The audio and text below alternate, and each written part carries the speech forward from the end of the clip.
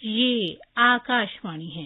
कार्यक्रम मंथन में प्रस्तुत है भारत में बाल श्रम उन्मूलन पर चर्चा। इसमें भाग ले रहे हैं सामाजिक कार्यकर्ता फरीदा लांबे और आकाशवाणी संवाददाता कमल कुमार प्रजापति। किसी भी घर की बुनियाद यदि मजबूत होती है तो वो घर की मजबूती भी उस पर निर्भर करती है। इसी तरह से यदि बुनियाद मजबूत नहीं है, उसमें कोई खराबी है, तो फिर हमारा घर मजबूत नहीं होता है। ठीक यही बात लागू होती है बच्चों पर, उनके बचपन पर। अगर उनका बचपन सुरक्षित नहीं है, वो किसी तरह के उनके मूलभूत अधिकारों जैसे शिक्षा से हटकर अगर उन्हें किसी और काम में लगाया जाता है, तो निश्चित रूप से आने वाला समय उसके लिए ये एक मजबूत भविष्य नहीं कहा जा सकता, क्योंकि हम जानते ही हैं कि ऐसे कामों में लाखों करोड़ों बच्चे लगे होते हैं। आज हम कार्यक्रम में चाइल्ड लेबर को लेकर बात कर रहे हैं, क्योंकि हमने कल ही इससे संबंधित विशेष दिन मनाया भी है, तो इससे उपयुक्त समय ये नहीं हो सकता इस पर चर्चा करने का। हमारे साथ बात करने के लिए कार्यक्रम में शामिल हैं फरीदा लांबे जी। फरीदा जी, बहुत बहुत स्वागत है। Thank you.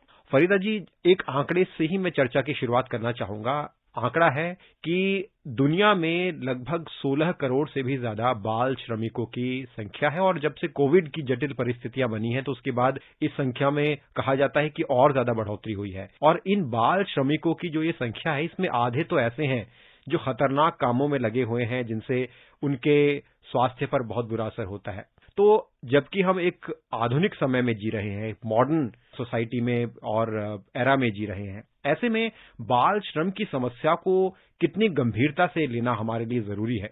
मुझे लगता है आपके सवाल में आपका जवाब है। आप जब बोल रहे हैं कि हम इतने आधुनिक समाज में जी रहे हैं, तो हम कैसे बर्दाश्त करें कि हमारे बच्चे श्रम करेंगे, काम करेंगे, जब उनकी उम्र स्कूल में जाने की है, खेलने की है, कूदने की है, मजा करनी है।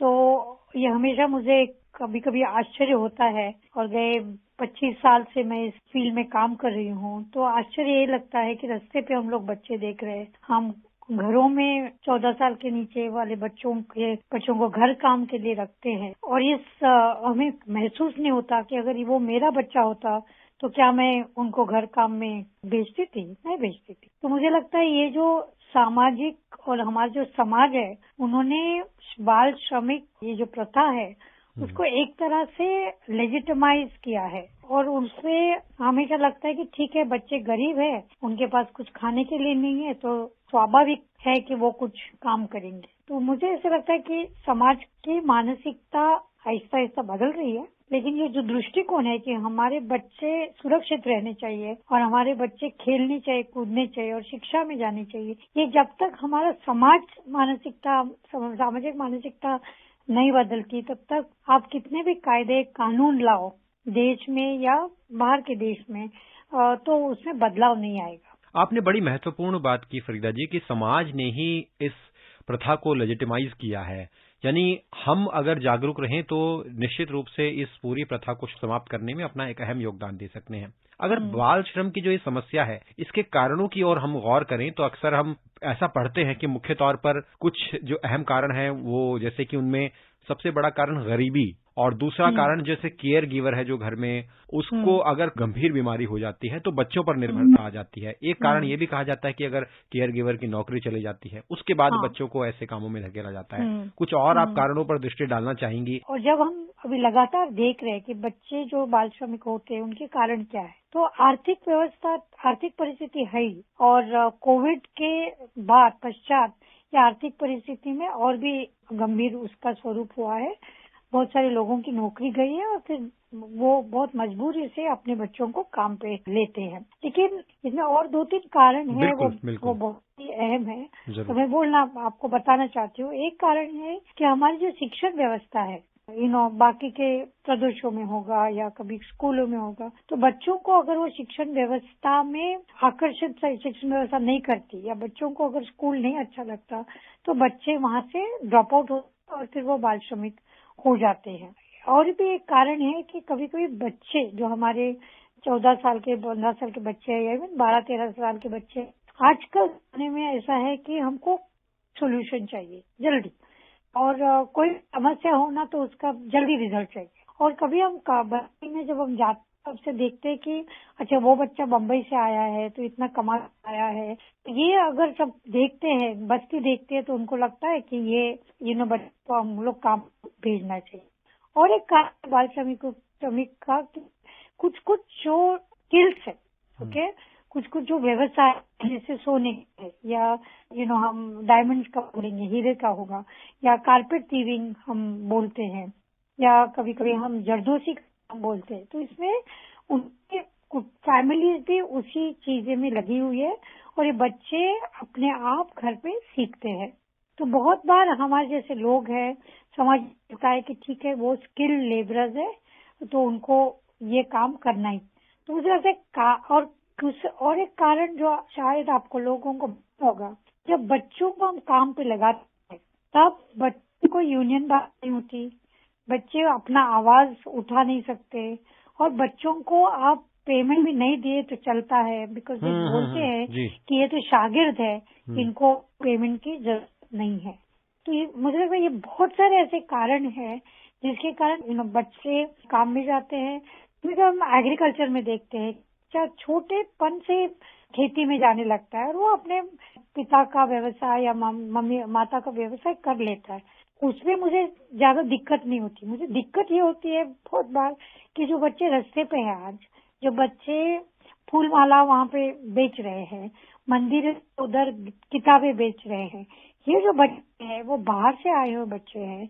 उनकी और कभी कभी ये फैमिली जो है वो उनको एक तरह का ये उनको सिखाते हैं कि भीख मांगना ठीक है क्योंकि पैसे जल्दी जल्दी मिलते हैं। मुझे लगता है बहुत सारे कारण हैं, वक्त की पाबंदी है इसलिए मैं ज्यादा बात नहीं करूंगी, लेकिन हमारा जो निरीक्षण रहा है कि कोविड के पश्चात वर्ल्ड बैंक से लेके सब लोग बोल रहे थे कि बच्चे ड्रॉप आउट होंगे, लड़कियां स्कूल में नहीं जाएंगी, लेकिन महाराष्ट्र में और बाकी के प्रदेश में भी, लेकिन महाराष्ट्र में बोल सकती हूँ कि ड्रॉप आउट रेट कम था।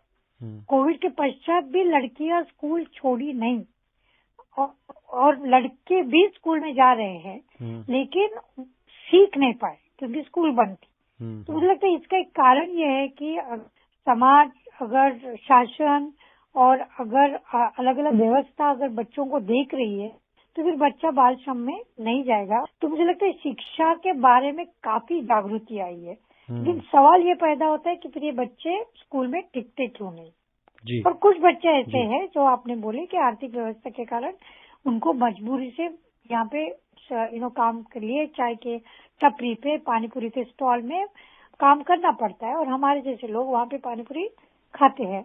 जी बिल्कुल, आपने बड़ी विस्तार से बताया फरीदा जी इनके कारणों को भी और जो पूरी परिस्थिति है इसको। एक बात आती है मूल अधिकार की, फंडामेंटल राइट्स की, तो थोड़ा हम आपसे समझना चाहेंगे कि बच्चों के फंडामेंटल राइट्स क्या हैं। जैसे कि आपने ये तो बताया कि बच्चे इन कारणों से जब ऐसे कामों में लगते हैं, श्रमिक बनते हैं, तो उसमें उनका फायदा उठाया जाता है, काम के घंटे तय नहीं होते हैं, उनका शोषण होता है, उनका पारिश्रमिक तय नहीं होता है, यानी उनका एक तरह से नाजायज फायदा इस तरह से लिया जाता है।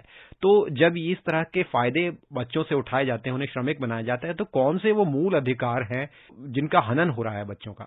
एक ऑफकोर्स मूल अधिकार जो आपको मालूम है शिक्षा है जी, कि 14 साल के नीचे बच्चे हैं उनको स्कूल में रहना चाहिए, राइट। फंडामेंटल राइट जो उनके बच्चों के है उसमें रिक्रिएशन का एक है, विकास का जो फंडामेंटल राइट है, शिक्षा का बहुत बड़ा फंडामेंटल राइट बना है, जीने का जो अधिकार है, उसी सभी चीजों का हनन हो रहा है। और जो आया है अभी लेबर का उसमें ऐसे हुआ है और बहुत सारी उस परिवर्तन हुआ है। बच्चों की अभी नंबर्स भी कम होने लगी है, एटलीस्ट 14 साल बच्चे बहुत कम आ रहे हैं आजकल।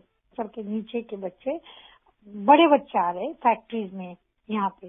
तो उससे परिवर्तन तो जरूर हुआ है, क्योंकि अभी ऐसे भी है कि एवरी चाइल्ड आप जब को फ्री करते हो तो बच्चे को 20,000 रुपए लेबर यानी से के फैमिलीज को मिलते हैं ताकि उसका पुनर्वसन हो जाए। बिल्कुल। तो मुझे लगता है बहुत सारी चीजें ऐसे हुई है, बट अभी भी इंटीग्रेशन, कोऑर्डिनेशन अभी भी जरूरत है।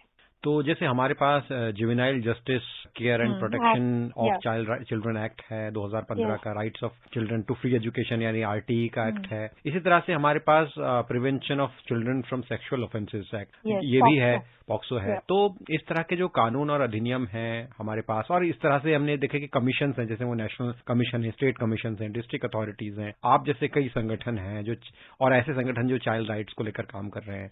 क्या इनके प्रयासों से ऐसा हुआ है कि बीते वर्षों में जो कभी आंकड़ा हमारे पास करीब 12-13 लाख के आसपास हुआ करता था, उसमें थोड़ी कमी आई है बाल श्रम में? हाँ, काफी घट गई है।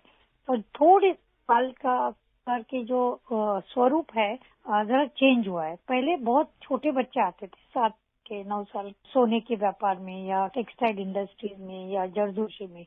आजकल क्या हुआ है कि छोटे बच्चे बहुत कम, इसमें लड़के ही ज्यादा थे, लड़कियां बहुत ज्यादा कम थी। हम लोग ट्रैफिकिंग के साथ काम नहीं करते, इसलिए इसके बारे में ज्यादा बात करूंगी, लेकिन चाइल्ड लेबर में बड़े लड़के ही थे। अभी थोड़ा सा चेंज हुआ है कि ट्रैफिकर्स को भी बहुत सारे बच्चे विदाउट फैमिलीज आते थे पहले, ओके, और वहाँ पे एक फैमिली, वहाँ पे यहाँ से कोई जाता था एजेंट, और वो बच्चों को यहाँ से लेके आता था, बम्बई या दिल्ली लेके आता है, और वो किसी फैक्ट्री में उसको डालता था। अभी क्या हुआ है कि बहुत सारे बच्चे अलग अलग कारण के एक्सक्यूज लेके आते हैं। कोई बोलता है मदरसा के लिए आया हूँ, कोई बोलता है कि मैं घूमने आया हूँ, कोई बोलता है कि मैं छुट्टी पे आया हूँ। तो ऐसे करके आजकल जो एजेंट्स भी है वो काफी होशियार हुए हैं, क्योंकि पुलिस यहाँ पे बहुत सतर्क हुई है, गवर्नमेंट बहुत सतर्क है, वो लोग तो हमसे भी होशियार है। तो उन्होंने उनका थोड़ा सा ट्रैफिकिंग का स्वरूप चेंज हुआ है, और ये जो रेल चाइल्ड लाइन्स बनी हुई है सभी, उससे बहुत फायदा हो रहा है, क्योंकि इन बच्चों को रेलवे, पुलिस, हमारे जैसे संगठन, कोई एनजीओज है, वो जब ये ट्रेन में ऐसे लगते हैं कि बच्चे अकेले आए हैं या कुछ संदेह है, तो बच्चों को वो लोग लेते हैं और फिर वो चाइल्ड केयर इंस्टीट्यूशन डालते हैं।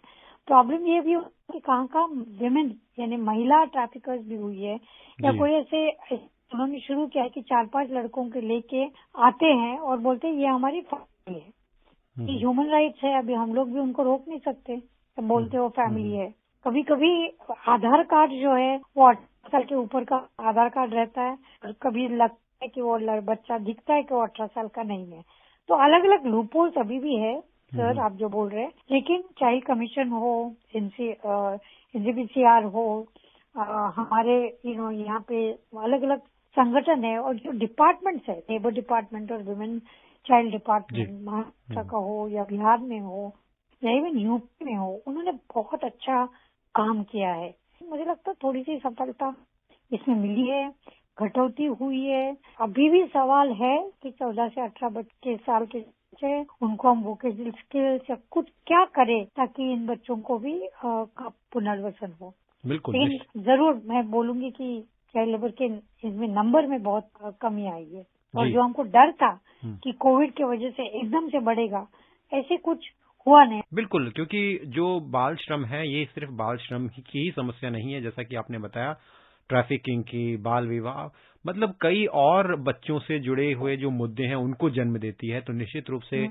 जो सामाजिक जागरूकता है, सरकार के प्रयास हैं, आप जो संगठनों के प्रयास हैं, जो प्रोएक्टिव मेजर्स हैं, उनकी वजह से धीरे धीरे उम्मीद करते हैं कि ये समस्या कम होगी, खत्म होगी, और आगे चल के जो हम भविष्य की बात करते हैं वो सुरक्षित और एक अच्छा भविष्य होगा अगर बच्चे एक मूलभूत अधिकारों के साथ अपना जीवन व्यतीत करेंगे। बहुत बहुत धन्यवाद फरीदा लांबे जी, आप कार्यक्रम में जुड़ी और अपने बहुत महत्वपूर्ण बातें हमारे श्रोताओं के साथ साझा की। धन्यवाद। Thank you. अभी आप सुन रहे थे भारत में बाल श्रम उन्मूलन पर चर्चा। इसमें भाग ले रहे थे सामाजिक कार्यकर्ता फरीदा लांबे और आकाशवाणी संवाददाता कमल कुमार प्रजापति। ये कार्यक्रम आकाशवाणी के समाचार सेवा प्रभाग द्वारा प्रस्तुत किया गया। इसे आप हमारे mobile app news on AIR और YouTube channel news on AIR official पर भी सुन सकते हैं। इस कार्यक्रम के संबंध में अपनी प्रतिक्रिया आप हमें ईमेल या व्हाट्सएप के माध्यम से भेज सकते हैं।